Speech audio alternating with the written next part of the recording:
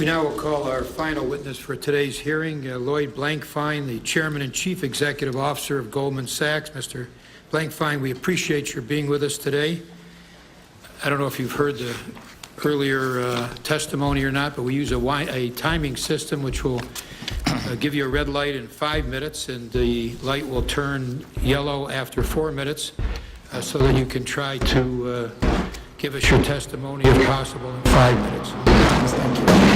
Chairman Levin, Ranking Member Coburn, and members of the subcommittee. Thank you for the invitation to appear before you today as you examine some of the causes and consequences of the financial crisis.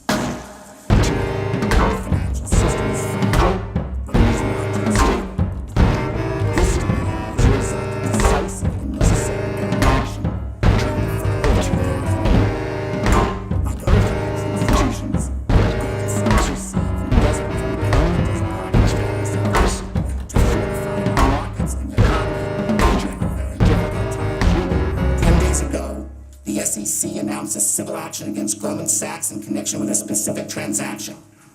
It was one of the worst days of my professional life, as I know it was for every person at our firm. We believe deeply in a culture that prizes teamwork, depends on honesty, and rewards saying no as much as saying yes.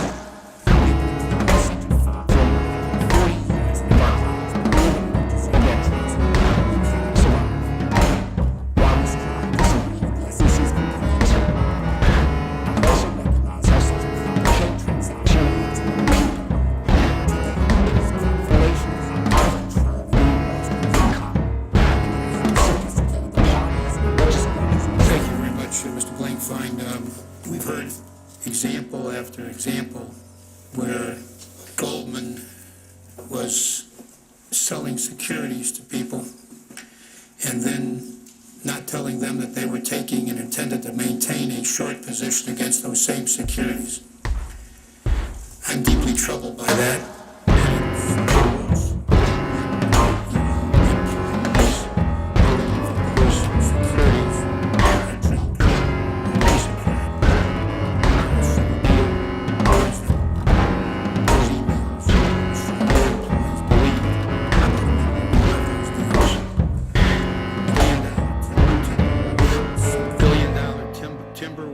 Synthetic CDO squared.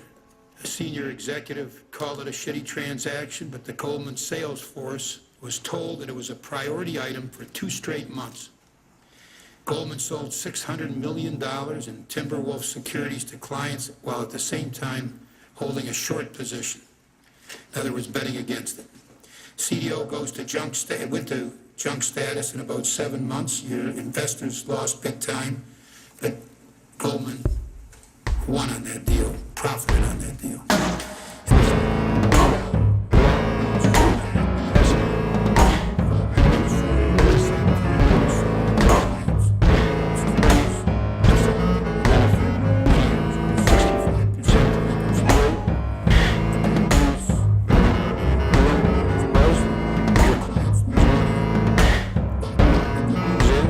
Is there not a conflict when you sell something to somebody and then are determined to bet against that same security, and you don't disclose that to the person you're selling it? Do you see a problem? In the context of market making, that is not a conflict. Customers are buying.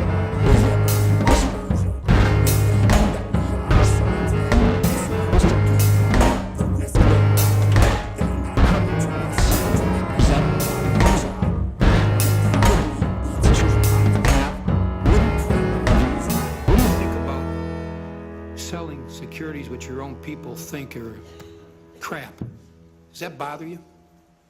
I think they would, again, as a hypothetical. No, this is real. Well, then I don't. We heard it today. Well, we heard it today. This is a shitty deal. This is crap. Well, Senator, 4 or 5 examples. What's your reaction to that? I think there are a lot of opinions about how a security will perform against the market it is in. How about this?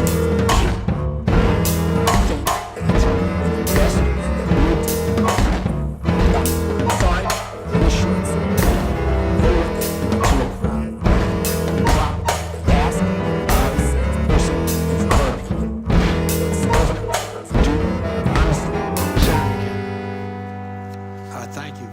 here, Mr. Blankfein. Would you agree that the financial crisis that has brought on the greatest recession since the Great Depression was due to a collapse of the housing market? I think there was a number of factors. I don't know whether that was the initial factor, but that certainly was a major, major episode in the collapse. Housing market.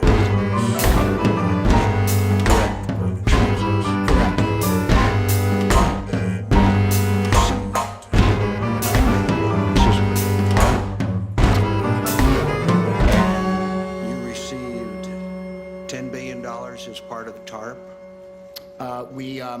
An investment was made into Goldman Sachs, yes.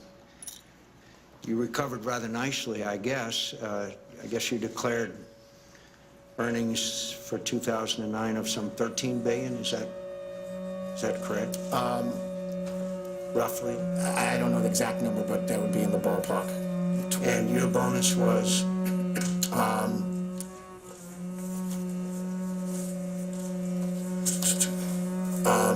About $9 million. About $9 million.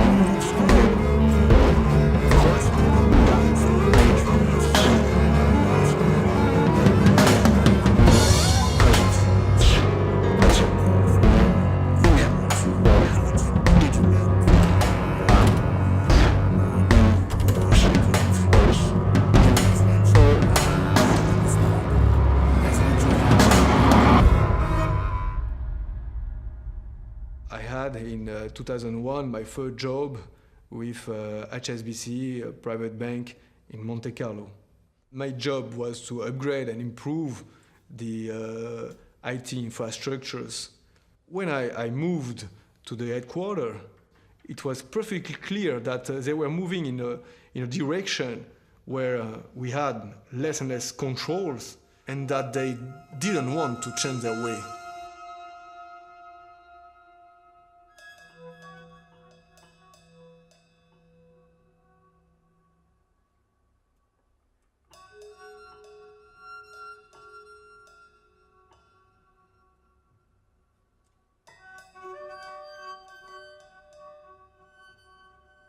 Inside the bank, all this money were coming from mafia, from narco-traffickers, from criminal activities like blood diamonds, and tax evasion, of course. And all this was there without control. We had over $500 billion in assets that were not supposed to be there.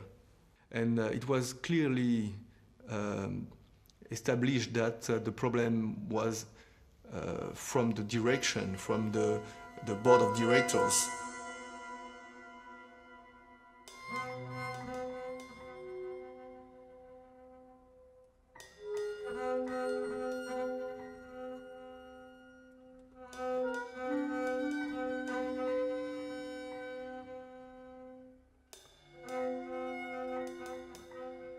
When we realized that internally it was not possible to change enough the systems, we had to create a plan to force legal authorities to act.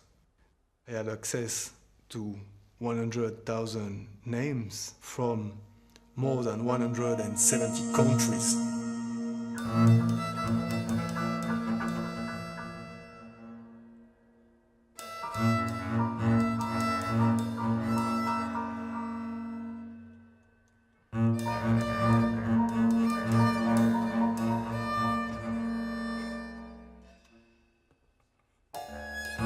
One month later, in end of January 2009, French police knocked on my door early morning to arrest me a second time. I make it clear to the prosecutor, the French prosecutor, Mr. Montgolfier, that he was in contact with the biggest case of information available over shadow banking. From the beginning, I gave him access to a list of several thousands of French clients hiding their money in Geneva.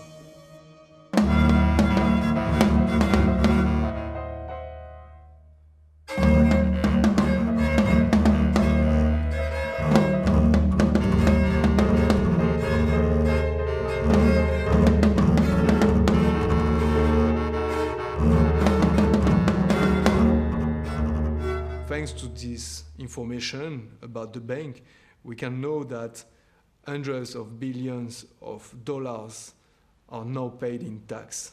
It is now impossible for governments to pretend not to be aware that this financial system is supporting huge inequalities.